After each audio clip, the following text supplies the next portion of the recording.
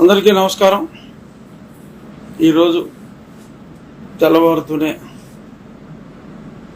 మనసును కలిచివేసే వార్త పెద్దలు ఈనాడు సంస్థల అధినేత శ్రీ చెరుకూరి రామోజీరావు గారి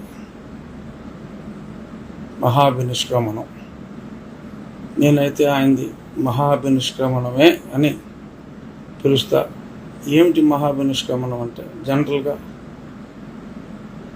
శ్రీకృష్ణుడు చనిపోయినప్పుడు మహాభినిష్క్రమణం అన్నారు. ఎన్టీ రామారావు గారు చనిపోయినప్పుడు ఈనాడులోనే మహాభినిష్క్రమణం అన్నారు. అది ఎంతో గొప్పవారికి వాడే మాట.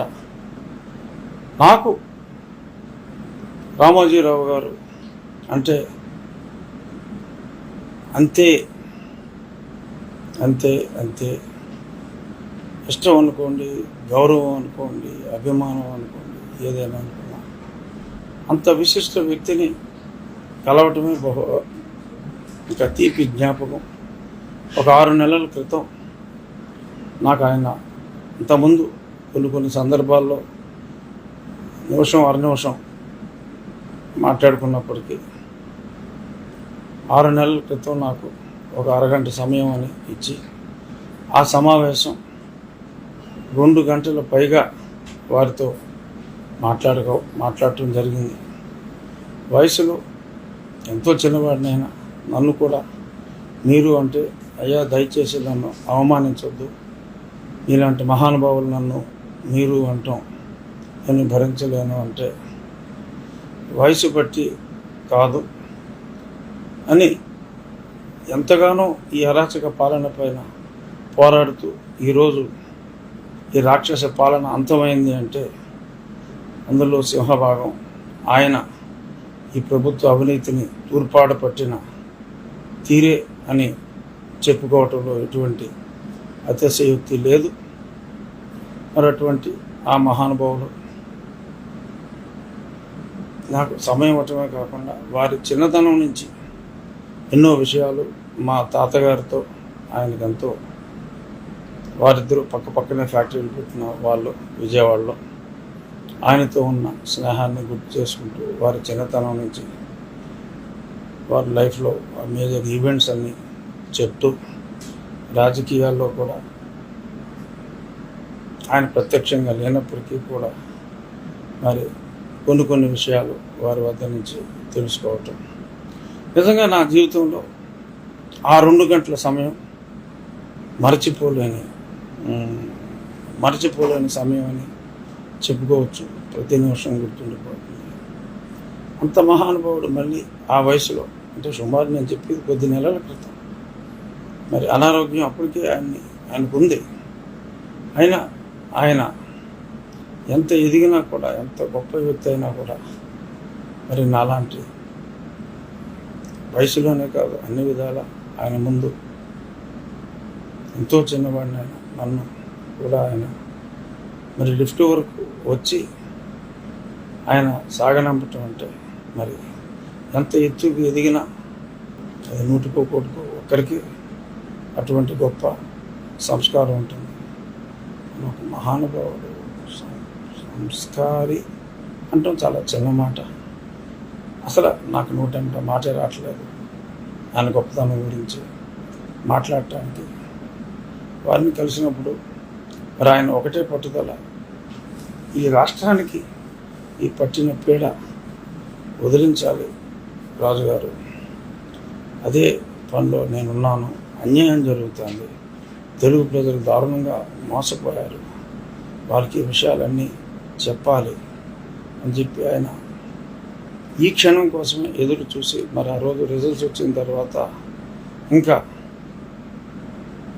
తెలుగు ప్రజలకు ఆయన చేసిన మేలు చాలు అనుకున్నారో మరేమిటో, మరి అది జరిగిన ఈ 3 రోజుల్లోగానే మరి ఈ విషాద వార్త వినాల్సి వస్తుందని చెప్పి నేను అనుకోలేదు. ఎంతో కక్ష కట్టింది ఈ జగన్ ప్రభుత్వం, ఎన్నో అన్యాయాలు చేసింది వారి మీద, వారి ఓడలు శైలజ గారి మీద ఎన్నో ఎన్నో ఎన్నో. ఏ తప్పు చేయని రామోజీరావు గారు తప్పు చేస్తే చర్మం తీసే రామోజీరావు గారి మీదే మరి ఎన్నో కేసులు అక్రమంగా పెట్టినప్పటికీ కూడా ఆయన చలించక లొంగక ఎంత చెప్పుకున్న రామోజీరావు గారి గురించి తక్కువే.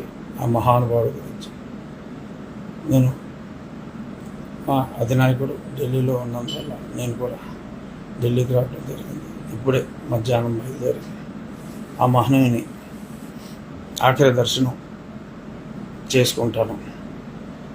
పత్రికా రంగానికే కాదు, ఆయన నేను ఆశ్చర్యపోయిన విషయం, చావును ఎంత ఈజీగా పుట్టిన వాళ్ళందరూ పోవాల్సిందే. రామోజీ ఫిలిం సిటీలో ఆయన ఒక ప్రాంతాన్ని ఎప్పుడో ఎన్నో సంవత్సరాల క్రితమే ఎంపిక చేసి మరి ఆయన సమాధి ఎక్కడ ఉండాలి అనేది కూడా ఆ చావుని గుర్తు చేసుకోం మనం ఎవరం. ఆ చావుని తెచ్చుకుంటే తప్పదు అని గుర్తు తెచ్చుకుంటే ఇన్ని అన్యాయాలు, ఇన్ని అరాచకాలు, ఇన్ని అధర్మాలు ఈ రాష్ట్రంలో కానీ ఈ దేశంలో కానీ ఉండవు.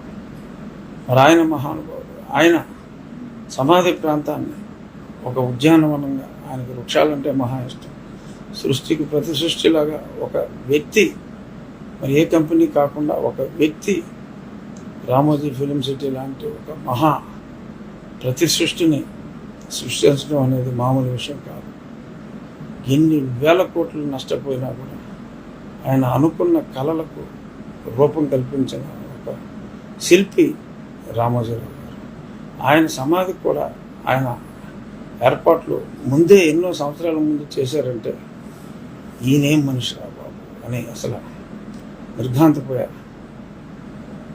అటువంటి మహానుభావుడు ఈరోజు భౌతికంగా ఇక్కడ లేనప్పటికీ తప్పకుండా నాలాంటి ఎందరో లక్షలాది అభిమానుల గుండెల్లో శాశ్వతంగా ఉంటారు.